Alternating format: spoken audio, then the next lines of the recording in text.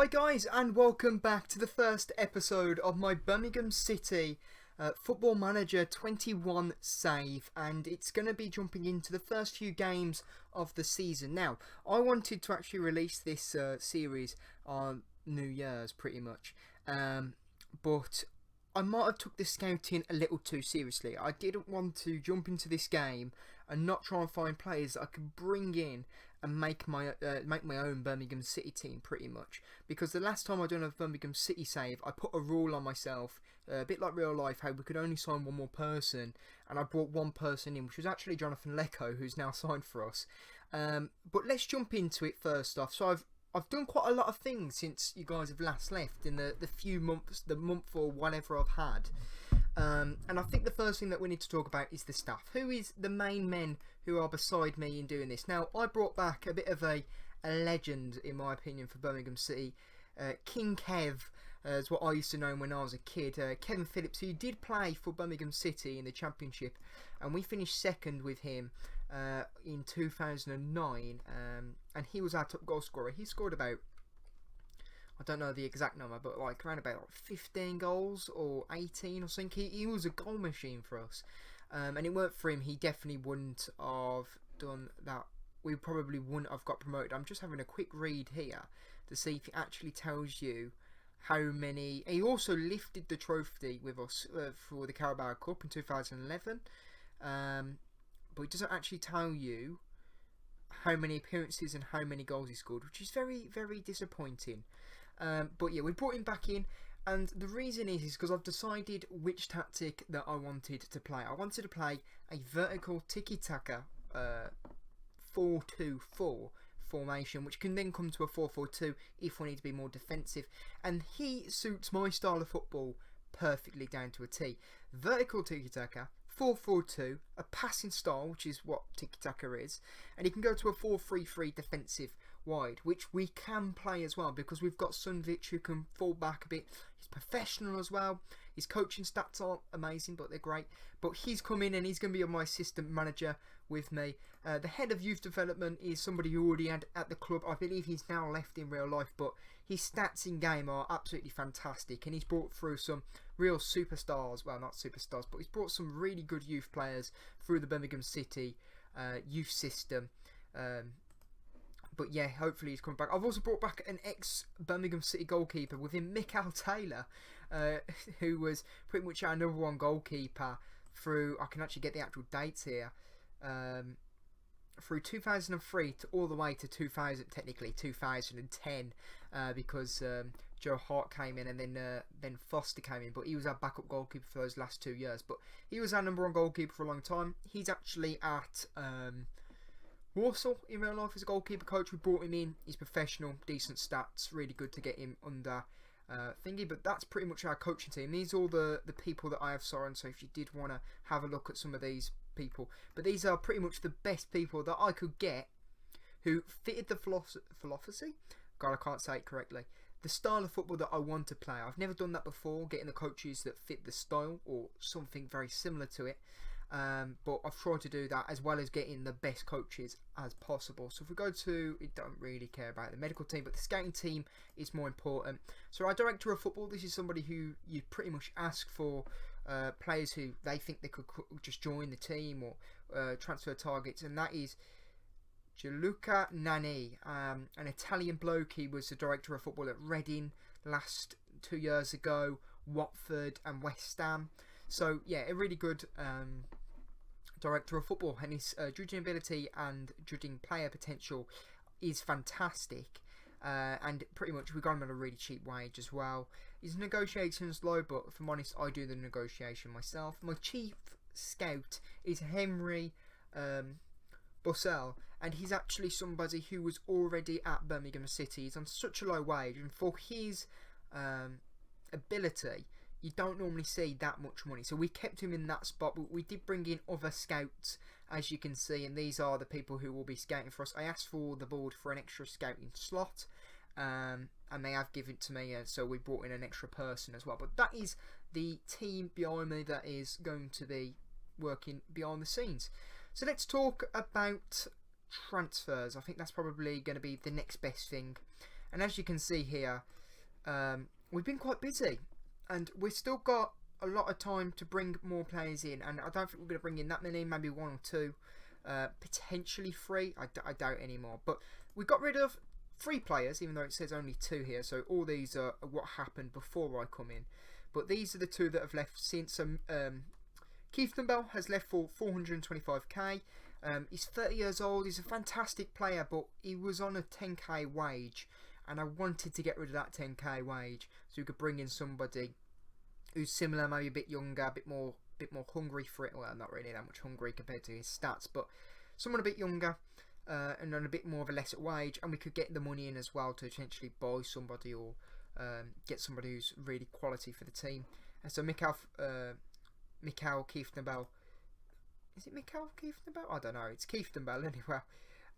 We also got rid of Josh Cogley, and that's because we've brought in a right back on loan, but we'll talk about that in a bit. He wanted to leave. He's 24. His stats aren't great, and realistically, your stats stop growing at 23. Well, your technicals do, and his technicals are nowhere good enough for what I think we need for us to even make a potential promotion push. So yeah, he's left for only 14k. If we have a look at the transfer centre, we'll also get rid of Davis for 550k. And he's actually joining Real Salt Lake. So we got rid of him, 6k, it's 29. Really, I was definitely considering keeping Davis. But I thought, he's 29. He ain't going to have a lot of game time because we've got a lot of players already, if I'm honest. And it's $500,000 we're going to be getting for him. And his wage off the books, obviously. So it just made sense, in my opinion. Now, he's going to be leaving in January because it's an American team he's joining. So, you know, we have to wait until the January transfer window for him to leave, but that's absolutely fine. Let's talk about the signings. So I've actually brought 4 players in. My first signing was Andre Green, and as you can see, he's an ex-Villa player, but he's a local lad. He's actually from Solihull, I believe. Well, it's in his information. I'm pretty sure it's Solihull. Where am I looking? It does actually tell you where he's from. Solihull, there we go. So it's only down the road from Birmingham. Well, it's in Birmingham, should I say, really. It's only down the road from the stadium of St Andrews. But we brought him in. We needed a left mid. We could have got another good left mid on loan, but really, 855k. You know, he's 22, he's English, he's got room to grow. He's a decent winger anyway, and we needed somebody to back up Bella. Bella's going to be a real key player for us, so he's going to play a lot of matches, but if he was ever to be injured, there's no one there to replace him. So we brought in Andre Green on a free transfer. We had to pay a little bit over the wage, because a little bit what I'd like, because Barnsley were interested in him. But I think it's a good steal. He likes cutting in from inside, runs with the ball often, his finishing's decent, so we, as Bella, as you'll see later, actually plays an inside forward, and he can do that. He's quite pacey.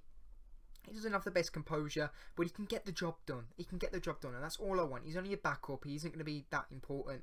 And as a free transfer, we can, if we ever wanted to sell him in the future, because he's English as well and he does well this season or whatever, we could probably get $1 or 2 for him. So that's not bad. The next player is a midfielder called Kevin Stewart. We brought him on a free transfer as well. And this is somebody I didn't even know you can get on a free transfer, as well as Andre Green, actually. So this is why it's took so long with the scouting, should I say. I've took a lot of time looking through the free transfers, trying to identify players who could be good for us, and Kevin Stewart was one of them. And this is the reason why I've got rid of Davis as well, is because he fits the type of player that we want in our team. He fits a Davis player, bit younger, 26, he's English as well. His stats aren't amazing, but well, his stats are really good actually. Now I'm looking at it, he's pretty much on par with Davis. But I think Davis is a bit more physical, but that's understandable if I'm honest. He looks for a pass, likes to bring out the ball. He's pretty much a ball midfielder all round, and that is really what we needed, because we wanted to have a backup for Sunvic, is going to be playing that role of the ball midfielder in our midfield, as you'll see later on with the tactics. But yeah, this is why we've brought him in. I think he's great stats, good team level, and only 755k. You know, that's 2.5k off Keith Bell, and then obviously we're saving the 6k wage from Davis. So really, we've brought in someone very good, bit younger, as a backup for a free transfer, and if we do sell him, then it's even more profit. So if I'm honest, it's just good financially, in my opinion. The next person was a loan, and this is where we got rid of Cogley, and we brought in Ben Davis from loan from West Ham. Now, I've never heard of Ben Davis. Sorry, not Ben Davis. Ben Johnson, should I say. Sorry, mate. I'm doing you not much credit there. But, yeah, his stats are great. He's 20. He's English. He's a backup to Colin. Or Colin, should I say. And we're paying really pittance for his wage. We're paying 1,500 a week, so that's really low. But we're paying a little bit on top of that, and that's because they wanted to include the course of callback. Now, I don't feel comfortable with that, so I've took that out of the option. I don't want to be paying. I don't want him to be recalled when, let's say, Colin's injured or he's international. That's a real problem for us. So that's why we're paying a little bit extra, but it isn't much. I think it will come to around about 2k in total for the month, maybe 2.5, which is nothing. So actually, Ben Johnson is a player that we could even potentially sign if we do really well this season with him. Because when I was looking at scouts when he come through, we was looking between 2 to 5 million. If we was to get promoted and we got some money in, it might not be a bad idea bringing this lad in. He's got a lot of potential anyway, and he's got a decent amount of potential, and he's a good right back, and he's got some good stats here and there. But yeah, on loan, and this is the big one. This is the big coup. Daniel Sturridge has joined us. Now, I'm going to give you a bit of a tip with this. Now, Daniel Sturridge is a free transfer at the beginning of the game, and we got him on a free transfer as well. So that's really good. Another really good financial thing here. But he wants, at the beginning of the game, 60 grand a week. Now, obviously, as Blues, you ain't going to be able to afford that, and you can't really provide it. So what you do with free transfers, including loans, but you need to be careful with the loans more so, because they could take them off the loan list if they don't want them to be on loan again. But with free transfers, it's kind of it's alright unless they're really, really wanted. But what you do is you hold back for as long as possible, and we hold it back for as long as possible. We brought him in on trials for the entire period so we could get used to the team, understand what we're about. He starts liking the atmosphere, how we're playing, understands that he could be an important part. And what we was able to do is was actually able to bring down his contract down to 20 grand that he wanted, which is good. But I wanted to bring him in. I could have waited a bit longer, I'd probably gone for about 12 or something, but I wanted to bring him in for the first game for you guys to be able to see him. So I was able to bring it down to 17k a week. And the reason why I was able to do that was because he enjoyed the team, he liked how we played, and you know, he wanted to come. So he doesn't mind a bit more negotiating to get down to that level. And I'm very happy that we was able to get with it, get that deal. I don't think, yeah, promotion wage rise at 25k, 25%, sorry. But he's valued at 12 million. I think personally, this is kind of a big signing now. He needs to pay off either this year or next year. If he doesn't, then I've put him on a 3-year contract so we can sell him in that last year and maybe get 6 million, and that pretty much covers his wages over the 3 years. So, if I'm honest, another fantastic financial deal. Now, we do have another player coming into the club, guaranteed. Because I've got a person who's been in trial with us, like Daniel Sturridge, for all pre-season. Really good young player, about 24 I think, good midfielder. But if he doesn't want to come, I've got someone else lined up right now who would be willing to sign on the dotted line. So it's either him or him. So either way, we're bringing in one more player. But yeah, those are the signings so far. I think we've done absolutely fantastic bringing in these 4 players. And if we go to the tactic, this is the style of football that we're playing. This is how I want to set up. We're playing a 4-2-4. So we're very aggressive, very attacking. But when we have to be defensive, when we have to hold a lead or be a little bit more defensive if the team's good, we can always fall back to a 4-4-2. And we can be a little bit less attacking on the wings. And just for you guys to know, this is literally just a vertical tiki-taka setup, but I've changed the roles so it fits the players, and you can quite easily see this in the sense of Green pushes forward with Sturridge, while Djukovic holds the ball up for these two, and Sanchez can then whip the ball over as well. I've also told, well, Penderson would normally play there, but Penderson's out on international leave at the moment. So the other thing is as well is Penderson is really good at getting the ball up and crossing. He's really good at that. So I put him as a complete wing back, which causes a problem because Green's going to cut in the side, Friend's going to push up, and there's just going to be a bit of a gap here. So we need someone a bit more defensive, and that's why Sunvic is on this side rather than on this side, because Gary Gardner doesn't have to do that much defensive work. He can be a bit more of the ball pin, laying it off to the strikers and whatever, but Sunvic is really going to have to do a lot of work covering this area while Green is attacking and Friend is up there, or Penderson shall I say. And everything else is very self-explanatory in my opinion. I ain't touched anything else, so you know, you can clearly see everything there. We're going to go with balance, and then we'll go to positive sometimes if we feel like we can be more attackive. But yeah, that's the start. Oh, and if we're playing against a really good team, like a Premier League team or something, then we can always fall back to what Kevin Phillips' second preferred style of football is, and it's this. Now, I have tried this formation, and I'll tell you the game, and we were able to win, but it weren't very comfortably, and we weren't really against a fantastic squad. So I don't think we'll be using this very often. This is only if we ever get far in the FA Cup or League Cup or something stupid like we were in relegation form or something like that. But yeah, this is the formation I'm going to be rocking most of the time, and we'll probably fall back to the 4-4-2 sometimes. So pre-season, how did we do? Fantastically well.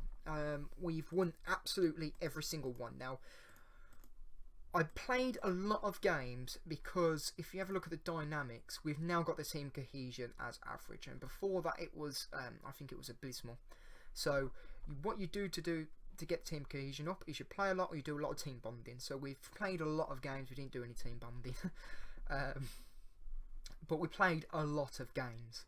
And the way how you also bring the club atmosphere and the managerial support, so we go into the season with a very good understanding of the tactic and stuff like that, is you get as many wins as possible. So I set up quite a few. I set up these 3 games.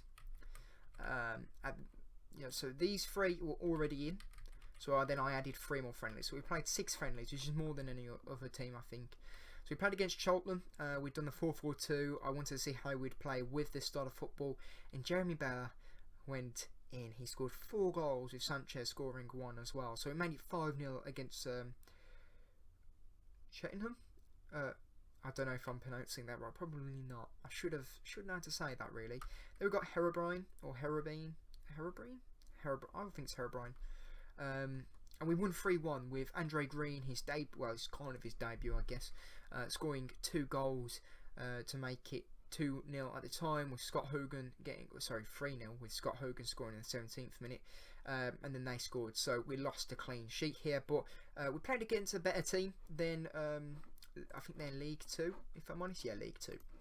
So we played against a Scottish team rather than a League 2 team. So I was expecting it to be a bit harder, but I was very, very happy with this result. I was expecting maybe like a 1-0, 2-0 win, but 3-2 I think is very, very happy. Then we played against Cork, and we walked over them.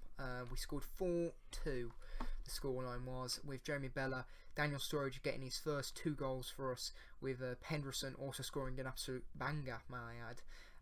But Cork was able to get 2 goals, so it does make me a little bit worried with defensive problems with our 4-4-2. Then we played against Fenerbahce, and we sticked with the 4-4-2. So I wanted to see how we would do against a really good team, and I'd class Fenerbahce as a really good team, and I'd probably say they're above the Championship in my opinion, but they're not like a Premier League side, but they do play in the Champions League and Europa League, so that's something to think of actually now speaking about it.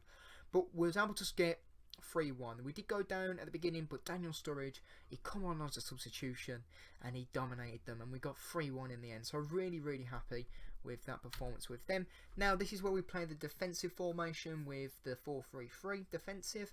We was able to win Tremere 1-0 with Jeremy Bella getting the goal in the 15th minute, but really just a solid defensive performance, and that was what I wanted to know, is would this defensive tactic still be attackive? And if I'm honest, for only 1-0 against Tranmere, we should have done better, but it is still positive signs that we got a clean sheet, because we went 3 games with no clean sheets against Cork, Herobrine and Fenerbahce. So not the best. Then we played the 4-4-2 against Oxford United. I put a very a bit of a weird team, if I'm honest. We was able to get 2-1 against Oxford United with Mark Roberts and Daniel Sturridge scoring the goal. We did actually go behind in that, so we've got the mentality to come back and to get the win. But either way, let's jump into our next match, and that is against Crowley Town. I was also able to get the face packs. You can't really see them that well actually, but I was able to get them. I will actually get the kits sorted out as well, but I'll do that for next episode, I think. But yeah, let's jump into it. We're playing our first debut match, and this is the team. It's more of a backup team. I didn't want to tire our main players out, but we've got Sturridge up front with Djukovic. I want to really make a good partnership between these two. Green on the left with Sanchez on the right, with Gary Gardner and Sunvic in the middle. Friend on the left, Clark Salters, Robertson, Johnson, and Preto? I don't know how to say his name. I need to learn how to say that.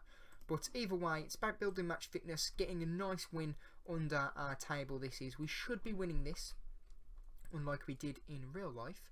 But yeah, we're firm favourites. Go out there, have a bit of fun.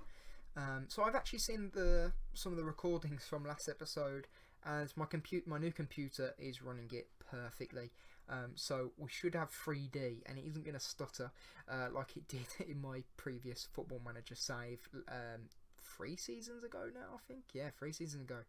Here we are, got throw-in, Friends to Sturridge. Djukovic able to get a goal, and he isn't offside, and that's his first goal, and it's the first goal in this competitive season. Of course, it's Djukovic. Now, I didn't use Djukovic. I've never used Djukovic, actually, in any Football Manager save or FIFA save, because I don't like how he plays. He's not my style of football, but he's definitely going to be a key player for us this season. Now we've got a free kick with Sanchez. Oh, what a goal! And Ivan Sanchez scoring his first goal for Birmingham City. And what a goal we may say as well. What may I say? Goalkeeper, to be fair, if the goalkeeper was a bit better, he could have stopped that going in. But 2-0. Okay, so we're at half time. And this is why I love this formation and this tactic. 9 shots, 7 shots on target. We're expected goals were under 1, it's 0.9, so we've got 2, so we are definitely clinical. 88% passing and a possession 63, so we're playing very well, but we expected that. I'm going to go a bit more positive. Let's see the damage that we can really do. As you can see here, our team is doing absolutely fantastic. Let's go to the dressing room. Arm stretch, very happy, keep it up, as you can see there.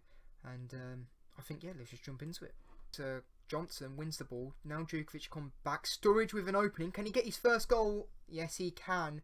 His first professional goal for Birmingham City. And it's also his first debut goal, technically, with his brand new contract with Birmingham. So very, very happy with that. But that is what I want him to do. I want Djukovic to come back with target man. And I want him to boot up for Sturridge. And it's absolutely worked perfectly. It's now 3-0. They've passed it to the wing. It's gone back into the middle. It's a great cross. And Forrest. Tyler Frost able to get the goal. But we do need to remember that this is Friend on left back, not Penderson. But it could be something to think about, because Friend was pushing up the pitch, so we might have to bring him back a bit.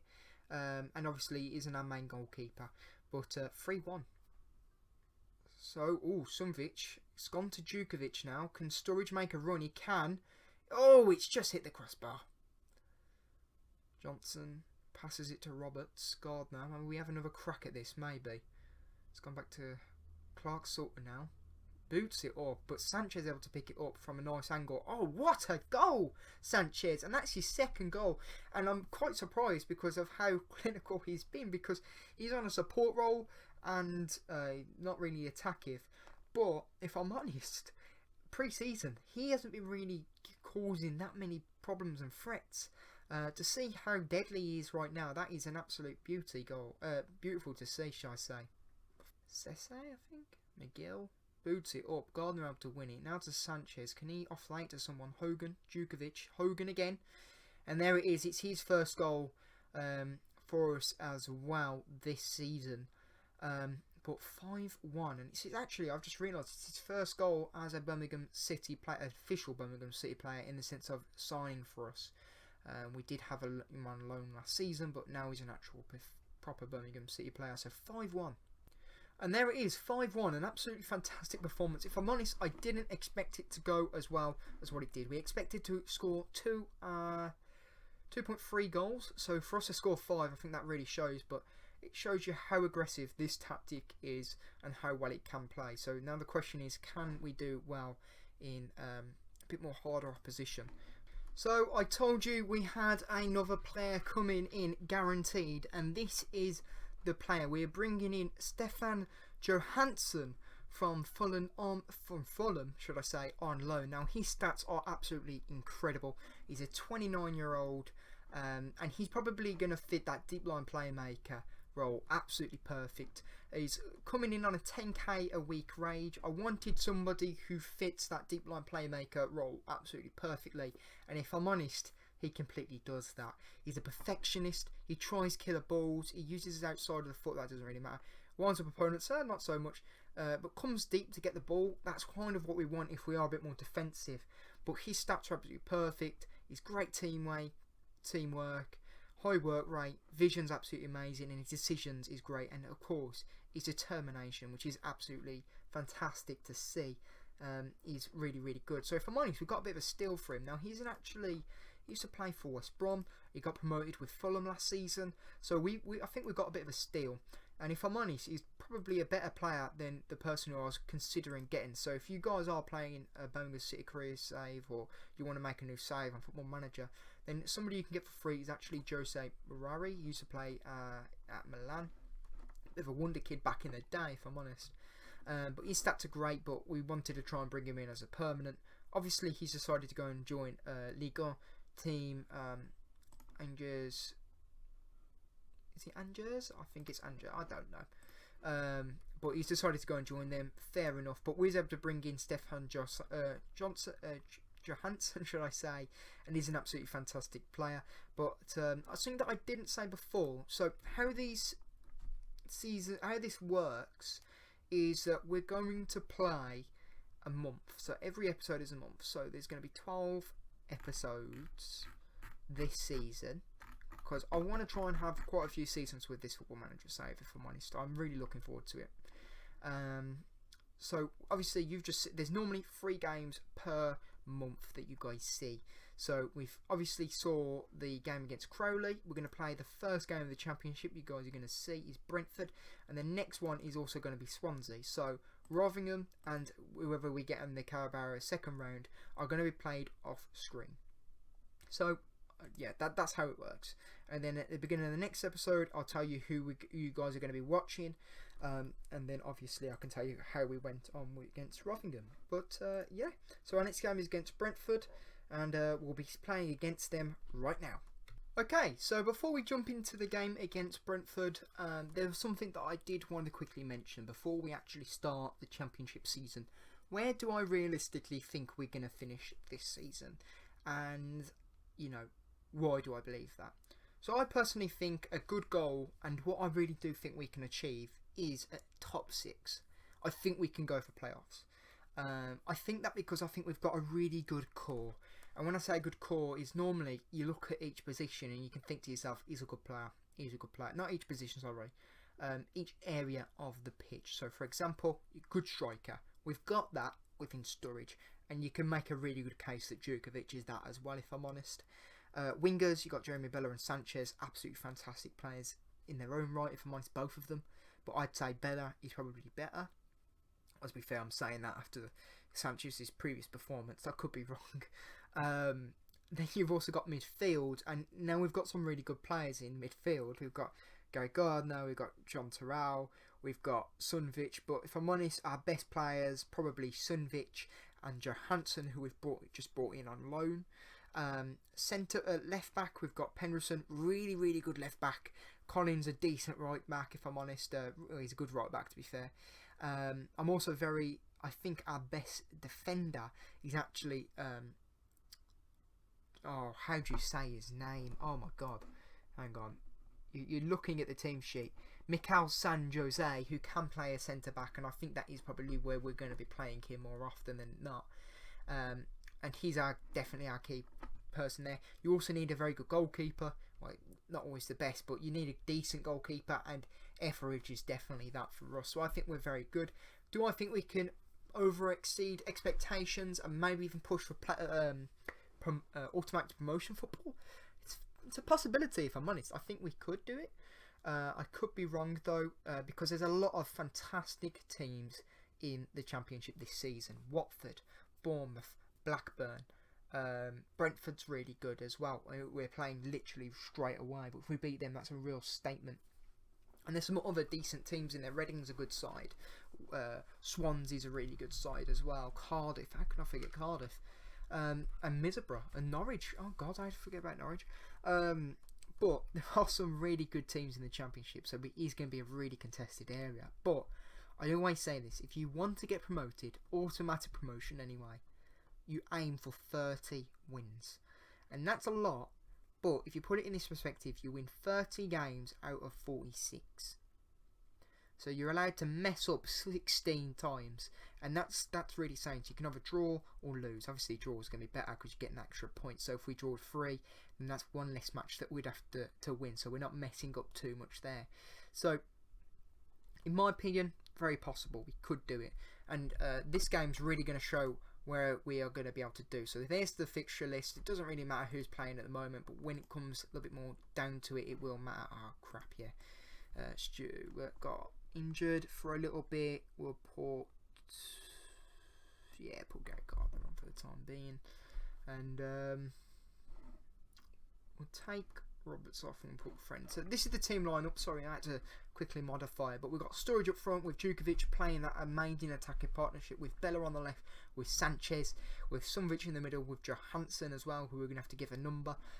Penderson, Clark Salters, San Jose, Colin, and Etheridge. Now, in my opinion, this is the best starting lineup we've got. But if I'm honest, we've got some other great players who can easily fit into this team, especially John Terrell. I didn't realise how well stacked John Terrell is. Look at these stats; they're absolutely fantastic in my opinion. And he's probably going to play more on the right wing more than anything else.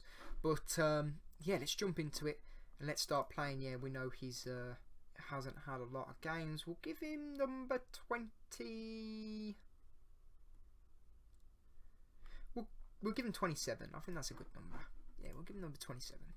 It's a nice playmaker number in my opinion. So we are at home. That is a massive positive for us. And obviously it isn't, even though COVID is happening in real life. You know, Football Manager wanted to get away from it a little bit, which I don't really blame him if I'm honest. And they're allowed to have fans in, so we definitely get the home advantage. But I'll see you guys if there's any goals. San Jose, Colin, pass it up to Djukovic. Oh, it's gone straight to Colin, who's made a bit of a run. Oh, Bella! Oh, I don't know what happened there, but Djukovic able to get the goal to make it 1-0. And here's the person who has scored the goal this season.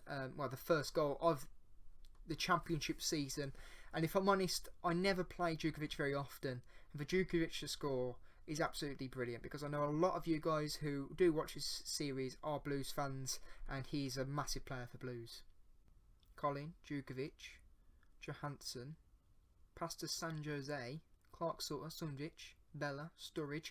Fantastic pass to Bellison, Penderson, and come off the goalkeeper, but just sadly for him, Djukovic was there and able to put it in the back of the net. I must say, we've been absolutely all over them, and Brentford have only had one shot on target, so we're really constricting the amount of play that they can do, and because they play from the back, we're putting a lot of pressure on them, which is really good. So it's now 2-0, it's nearly coming to half time, in which it is now half time. So as you can see here, they haven't had that much. We are even in top of possession, and for a team who's expected to potentially push for promotion, we're doing really well against them. Oh, also, I forgot to mention you this. If you go to the season preview, we're expected to finish 18th, which is hilarious in my opinion. But yeah, very happy, and I'll see you guys if there's any goals in the second half. It's a corner.